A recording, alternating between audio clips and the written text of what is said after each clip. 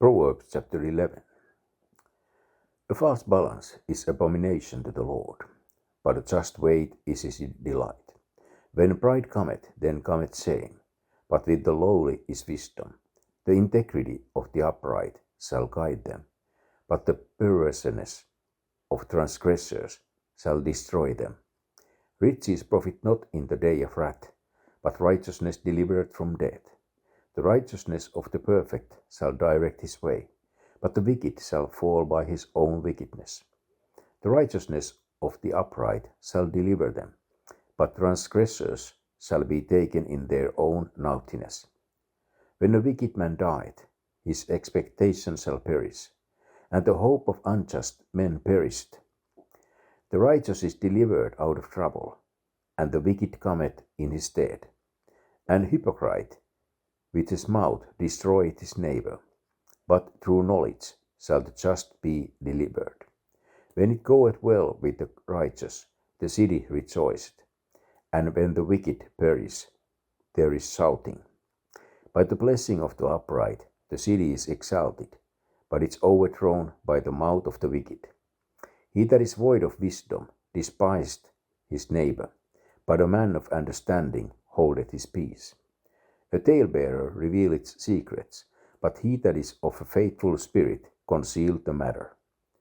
Where no counsel is, the people fall, but in the multitude of counselors there is safety. He that is surety for a stranger shall smart for it, and he that hateth suretyship is sure. Now the writer begins in earnest to compare the righteous with the wicked. 13 verses out of 15 in this section are antithetical. That is to say, they put two opposites in direct contrast with each other. This is called dualism in theology, and simply means that unregenerate people find anything intolerable that draws or makes clear lines of distinction. To successfully cover up sin and pass off as a good person, the hell-bound sinner must obliterate all clear lines of demarcation. The first verse is explained clearly in the Authorized Version text of Deuteronomy chapter 25 verses 13 and 14, and Leviticus chapter 19 verses 35 and 36. Exodus chapter 30 verse 13 and Amos chapter 8 verse 5 elaborate on it and show simply that a man who carries two sets of weights for purposes of cheating people on the scales is an abomination to the Lord. It also means that any false balance is an abomination to the Lord. For example, a minister who preaches 10 messages on tithing in a year, and in that same year preaches 10 messages on church attendance and 10 messages on water baptism, is an abomination to the Lord. That is neither the balance nor the emphasis of the Bible. For every verse on tithing, baptism, and attendance combined, there are 10 on the second coming of Christ and 5 on the Christian relationship to Jesus Christ. When 30 messages are preached on tithing, attendance, and baptism, 300 should be preached on the second coming and 150 on Christian daily living. There are not that many Sundays in a year, counting a prayer meeting on Sunday school. A just weight is his delight, verse 1. Don't over-accent anything that God doesn't. Verse 2 and 3 are self-explanatory. Examples in the Bible are the same that came from Pharaoh, David, Peter, and Nebuchadnezzar because of their pride and the wisdom that attended the works of Dorcas, the widow, Mark chapter 12 verse 42, and the words of Joseph, Genesis chapter 40, and Daniel chapter 2 and 5. Verse 4. Riches profit not in the day of wrath. There are 3 applications to the verse 1. The day of worldly wrath, such as Israel and Judah experienced during the invasion of Sennacherib and Nebuchadnezzar. Second, the second advent of Christ, Malachi chapter 4 verses 1 to 3. And third, the white road judgment, Revelation chapter 20, verses 11 to 14. The Berber Septuagint adds 17 words that are found nowhere in any manuscripts but those referenced by Westcott and Hort. The reader will observe that the Old Testament righteousness, as the tribulation and millennial righteousness, is associated with works. The righteous in Proverbs chapter 11 verse 28 and the righteousness of verse 4 can only have a reference to Jesus Christ if New Testament application is made. You will observe that the same phenomenon in chapter 12 verse 12 and chapter 11 verses 5 and 6. Verses 5 and 6 are self-evident. The word naughtiness has been commented on under chapter 6 verse 12. When a wicked man died, his expectation shall perish, and the hope of unjust men perished. Verse 7. That for which the man hopes, and that which he expects vanishes. He hopes he will make it to heaven. Yes, sir, preacher, I hope I will make it. If anybody will, I think I will. He expects to go there. Yes, sir, preacher, I think everyone wants to get to heaven, and we are all trying in our own way. Lots of roads, you know, but we have all working together to get in the same place. Sounds so beautiful. So they all make it. Matthew chapter 7, verse 13. The road to hell is paved with the good intentions, and hell is filled with the sand builders. Matthew chapter 7, verse 27. Who thought that sincerity, family background, earnestness, and fidelity to a religion would earn heaven. But heaven is for him that worketh not. Romans chapter 4, verse 5. And the liberal heaven, where all earn it by goody living, is the Bible picture of the lake of fire. And the hope of unjust men perished. Verse 7.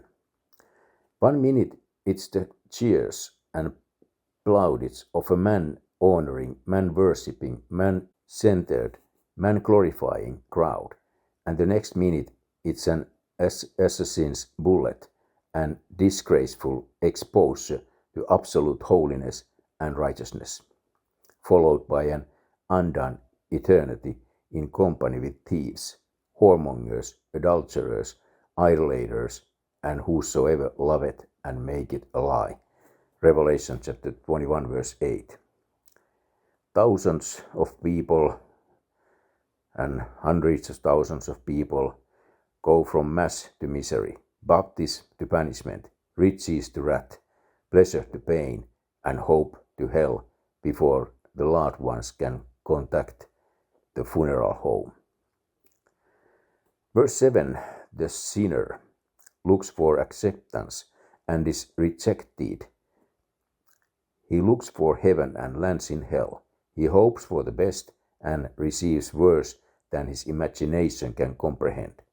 And whereas he accepts to be rewarded for his goodness, he is damned for his self-righteousness. There is not just man upon earth that doeth good and sinneth not. Ecclesiastes chapter 7 verse 20. Verse 8 is a direct reference to the rapture and the coming of the Antichrist. Furthermore, the wicked gets the trouble which he manufactured for the righteous. Note Haman, Esther chapter 7 verse 10 and Daniel chapter 6 verse 24. An hypocrite with his mouth destroyeth his neighbor. Verse 9. The second clause draws your attention to the fact that even though the hypocrite may destroy the reputation of his neighbor, the neighbor will be delivered from injury to character, property, or holdings, if he is just. Verse 9. When it goeth well with the righteous, the city rejoiceth. Verse 10. There is a reference to Revelation chapter 19, verses 1 to 4 in the second clause, which was typified at the Battle of Jericho. Joshua chapters 6 to 7. By the blessing of the upright, the city is exalted. Verse 11. Note the condition under Josiah, 2 King chapter 23 and Hezekiah 2 Kings chapter 19. But it's overthrown by the mouth of the wicked. Exactly so. See Zedekiah, Jeremiah chapter 38. He that is void of wisdom despiseth his neighbor. Verse 12. The context, second clause, indicates that this is a case where the neighbor is going through some shameful or disgraceful trial and possibly some deep sorrow and bereavement. The man void of wisdom judges immediately. The man of understanding keeps his mouth shut until the whole issue is resolved. Note the divine commentary in chapter 18, verse 13. The Indians say that one should not judge another until he has walked in his moccasins one whole day. What often appears in our eyes as an unpardonable sin or unforgivable error or inexcusable blunder is called a weakness or a mistake when it happens in our own lives. The elements that make up tragedy are many. Behind many a fallen man or woman is a story which would make you weep instead of sneer. However, the Pharisees' self-righteousness was inexcusable, and no amount of circumstances would justify their attitude. Thus it is that religious leaders and translators and revisers in particular have no human weakness to alibi for their sins. For their sins come from an out-and-out hatred and resentment of the Authorized Version 1611 Bible. This doesn't come under the heading of immorality, drunkenness, or thievery, and the true student of Scripture should be careful to observe the contrast in the ways that Jesus dealt with harlots and adulterers, John chapter 8, Luke chapter 7, and John chapter 4, and the leaders like Matthew chapter 23 and John chapter 8. Solomon's sins were greater than David's, 1 Kings chapter 11, verse 4. For David's sins were the sins of the flesh, Solomon's sins were in the realm of the spirit, 1 Kings chapter 11, verse 5. Verse 13. A talebearer revealeth secrets. A tale implies a falsehood. It's the equivalent to story, and although it may be 90% true, it has just enough untruth in it to disqualify its carrier as a truth bearer, so-called. Leviticus chapter 19, verse 16. Proverbs chapter 16, verse 28 describes the damage done by the talebearer. The book of Ecclesiasticus, not Ecclesiastes, in the Apocrypha has some nonsense in it, while the pulpit commentary thinks is related to the text. The man of the faithful spirit lets things pass that will not meet the four requirements of speech where it regards another. First, is it true for certain?